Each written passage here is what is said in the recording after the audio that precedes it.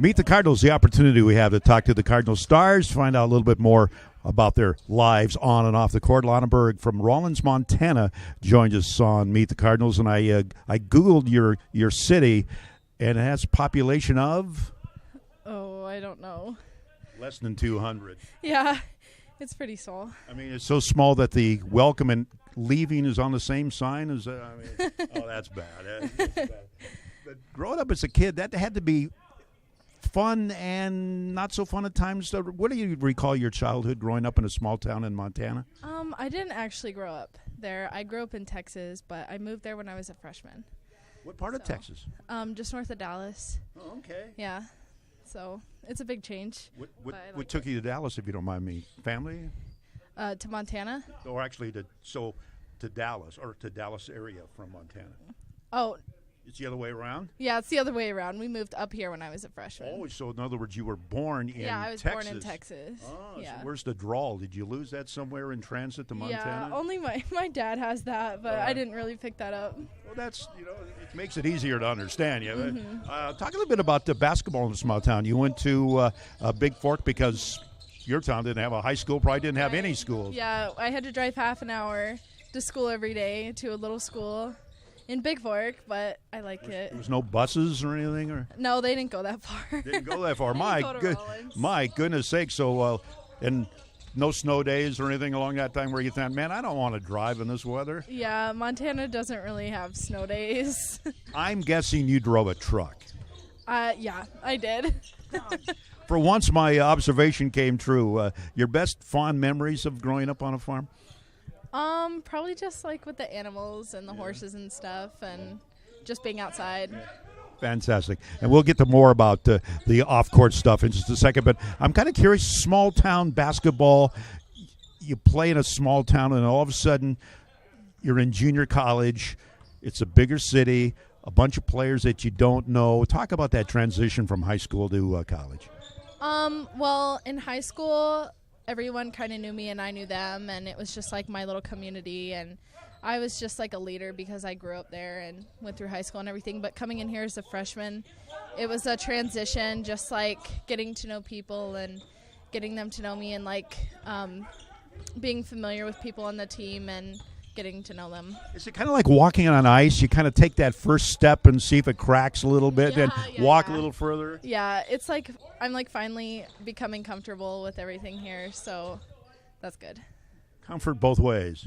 Yeah, just like with my teammates and everything. Kind of like your favorite pair of jeans, they just feel good. Yeah, it's we're finally learning to play together. None of us have played together and everything. Like in high school, you play together all 4 years, and here you're coming in with 9 freshmen who have never played together. So we have a big learning curve for sure. Has there been anybody that's kind of helped you a little bit? Is there a leader per se on this young group? Charity is the only returner, so do you kind of look for her to advise, or who's the team leader on this as you see, or is it something that you are stepping up?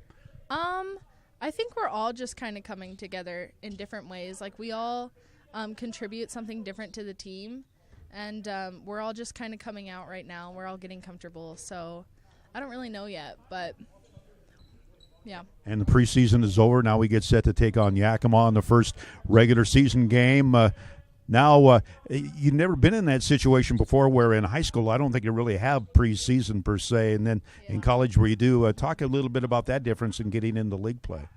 Well, I don't we've never really had league play or anything. Everything's new, isn't it? Yeah, it is, but I'm excited. There's a lot of build up for this game and everything, so I'm anxious to kind of get it over with, just to start and be in league. Yeah. No, and no disrespect to Yakima, but you being a farm girl, what's a yak?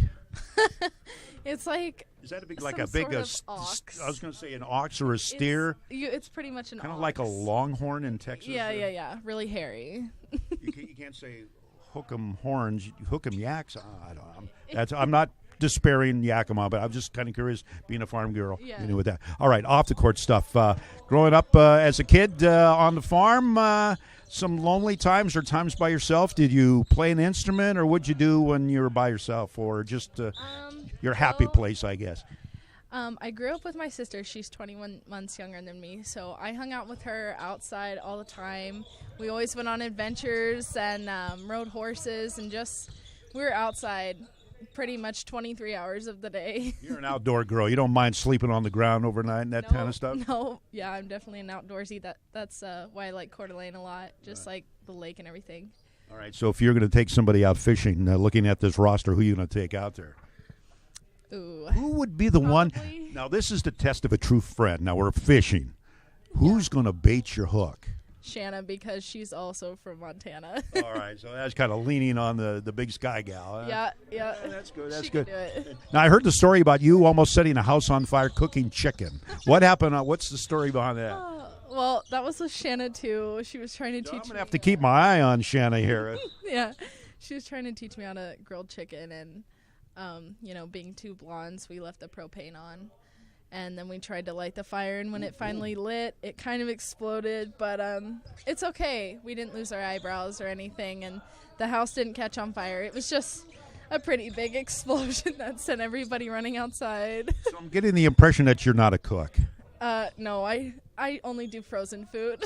Frozen food, and thank goodness for a microwave. Is that? Oh yeah. All right, fantastic.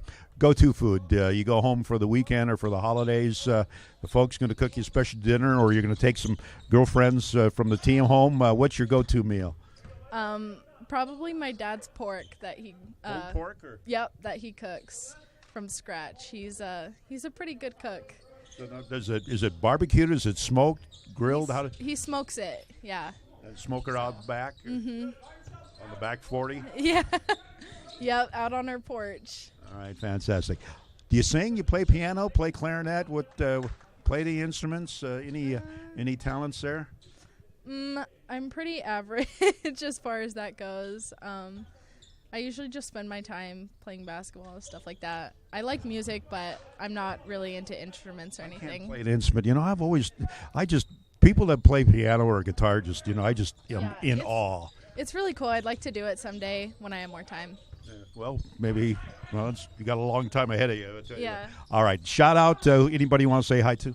My parents are here, and so is my sister, and my friend Katie is here watching my game for the first time. So, hi guys. I mean, you could say a shout out to the whole town of Rollins, Montana, because it wouldn't take you long. Yeah, that too, and Big Fork. Hi, Big Fork.